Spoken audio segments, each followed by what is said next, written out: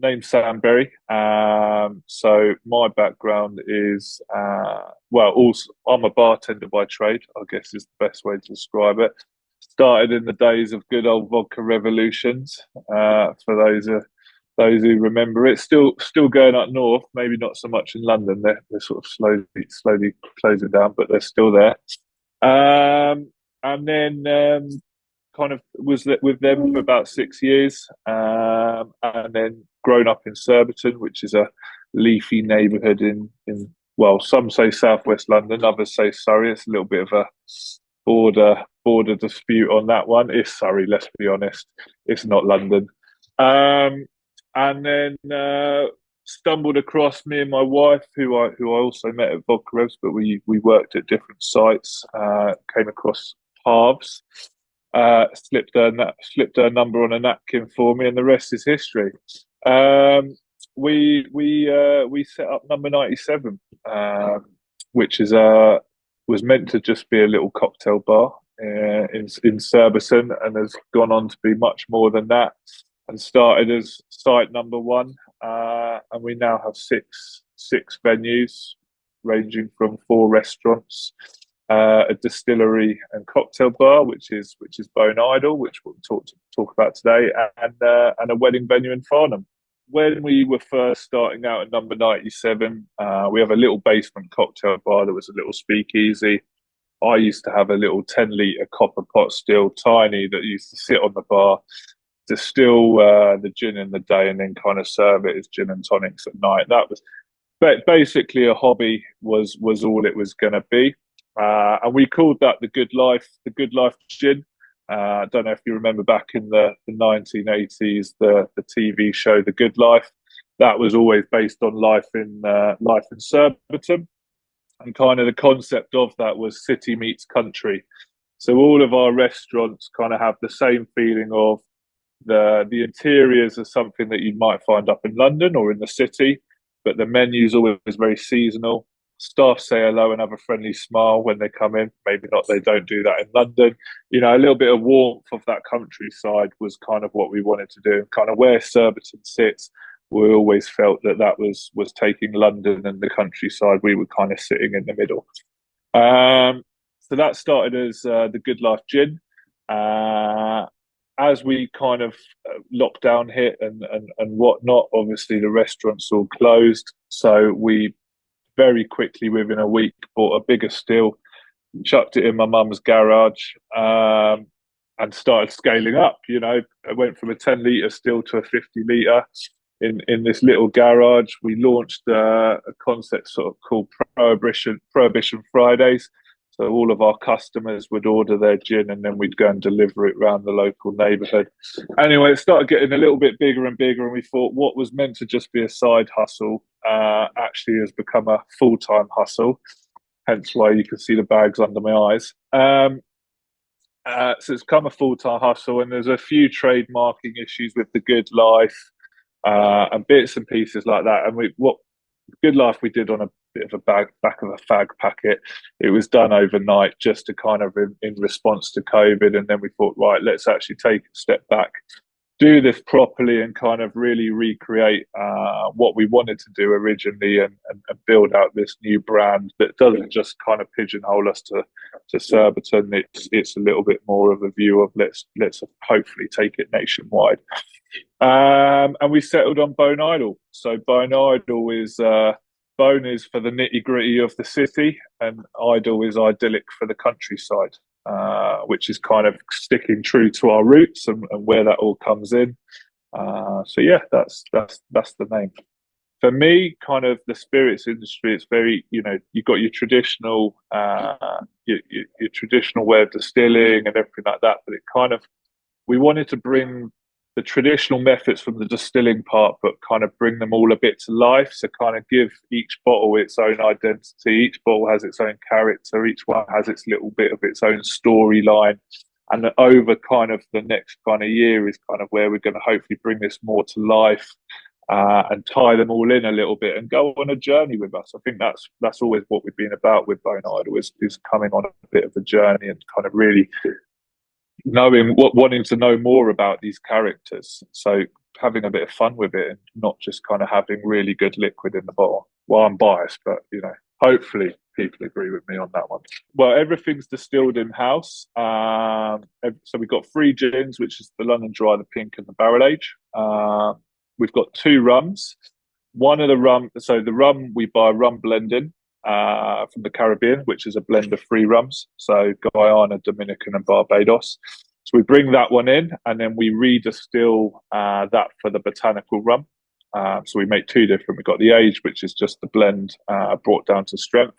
And then the botanical rum, we actually pop in our stills just behind me. We distill that one with Scotch bonnet, banana and lime. And then we also do a vodka. We weren't going to do a vodka, but we put it in the still, and it actually came out quite nice. We were like, bugger it, we're doing a vodka now. I mean, we've always been in a fortunate position in such of, for us, obviously we can put the spirits for our venues straight away. So it's, distilleries that are starting out, they've got to build the trade up and get those contacts, where for us, we can kind of be a little bit biased in terms of that. So we kind of got that turnover of spirits coming just from ourselves as well to start with. So Bone Idyll, it's basically a 1,800 square foot venue. So it's not very big, but it was a blank canvas in terms of it was just a shell of a building. So all of our other sites that we've taken over, we've been a little bit dictated on what we could do with existing features. So it was a little bit more free reign. So it's not a massive space, but everything that I've had in my last 6 years of learning on what goes where well and what doesn't go there, and all the flow of the building, we thought, do you know what, we can actually create a cocktail. So in this space, we've got a cocktail bar, we've got a working distillery, we've got a 10-person gin school. It's actually just literally there. So you can see how kind of close everything is. And then we've got a bartender's table that hosts the gin school, but also kind of master classes and sessions like that for the takeover. So it's a lot crammed into one, but we've kind of been able to make the flow of it all work. And for us, I think especially over lockdown, everyone was wanting those experiential kind of, that people want to go and do stuff. It's come and learn how to make a gin, or come and learn how to do the rum. So we're doing rum schools now as well. It's diving into a little bit of more of the process, and I think people really want to come on that journey and actually learn how this stuff is made. I think people just think it magically appears on your table and you put it in a glass and that's it. But come and actually see kind of the distillery in action, and come and spend a bit of time. So we kind of create the space as a bit of a hub, just come down and hang out. It's that neighborhood hangout is what we really wanted to create. And there's something for everyone. If you want to just pop in for a drink, cool. If you want to come and spend the afternoon and make your gin, amazing. Yeah, so you normally spend about 2.5 hours with us, and that would, from the start, obviously get a nice welcome drink. Got to liquor you up to get the creative juices all flowing. You'd then design your recipe with the help of our head distiller.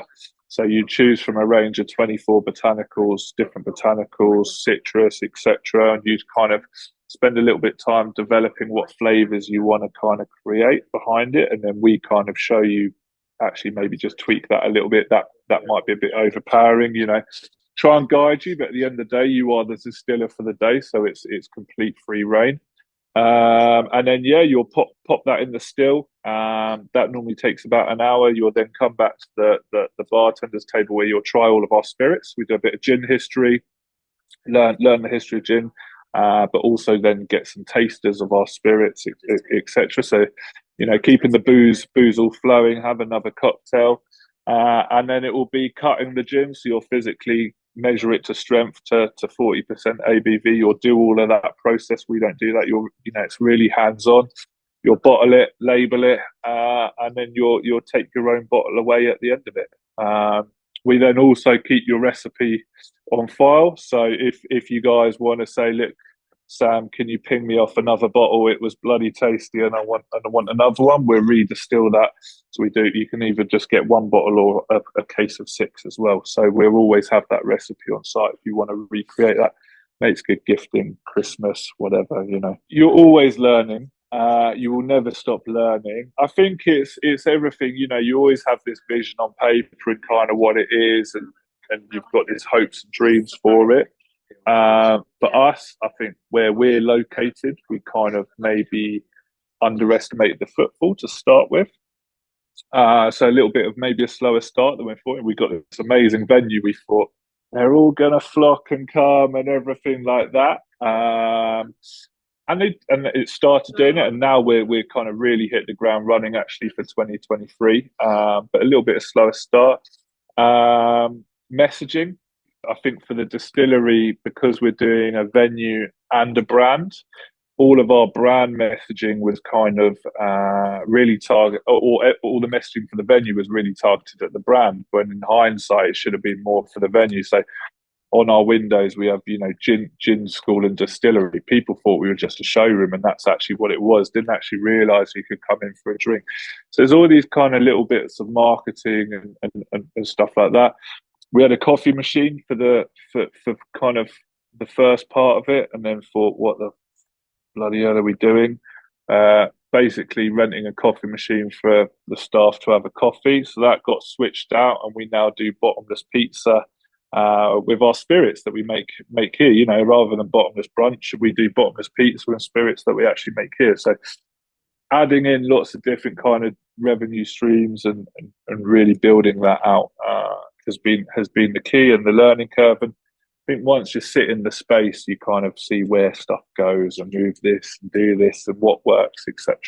I think for us, we just really want to create a really down to earth, cool brand that actually kind of backs up what we kind of believe in, and get the trade side of things, people on board, but also from the consumer point of view of coming on this journey with the characters, and just kind of getting to know a little bit about us as who we are, and kind of stick true to that. So yeah, I think we're just gonna keep on trucking at retail, but it's competitive. But the Majestic's a big one for us. 7 months in is gonna hopefully get that going.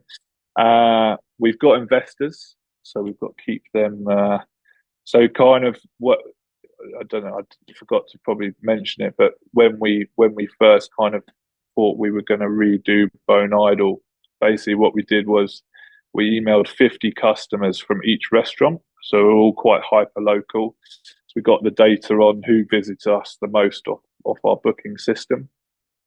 Emailed 200 people saying we're taking on investment. We've never done it before. It was a learning curve. We didn't go crowd cube. We did it all in house. And then three weeks later, we set the goal of 300,000 to kind of create this brand. And three weeks later, we had 500k pledge, which is bonkers. Still, actually, hasn't quite sunk in sometimes. Really humbling, and all 50 investors that invested all live in Surbiton or Teddington, which is where our restaurants are. So they're all hyper local. All have become brand ambassadors as well. But of course, at some point they're going to go, "Where's my bloody money?" So yeah, making sure we're always moving forward is the goal of it. But now we've spent 6 months in the space. We know what volume we can do. We know what we need to do. So it's now just going to go and help sort of get the word spread is the next kind of 6 month goal.